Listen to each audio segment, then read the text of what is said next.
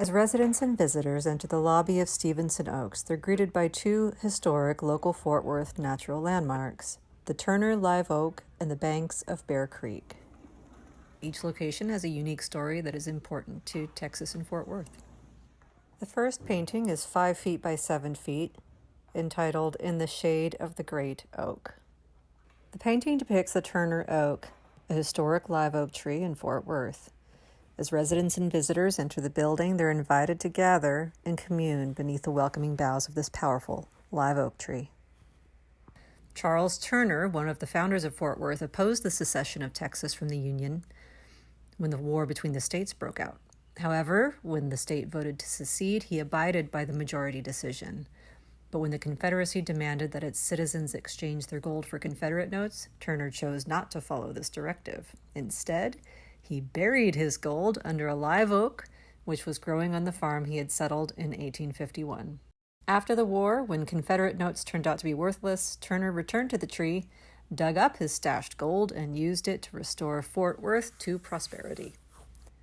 As you pass the Turner Oak at the entrance of Stevenson Oaks, you can continue through the local Fort Worth natural landscape and find yourself strolling along the banks of Bear Creek. Rachel Dory's 8-foot by 8-foot painting entitled Texas Reflections provides a calm, natural space to relax and enjoy a meal by the cool water. Bear Creek rises in two branches, Little Bear and Big Bear Creeks, which meet a mile northeast of Euless, Texas.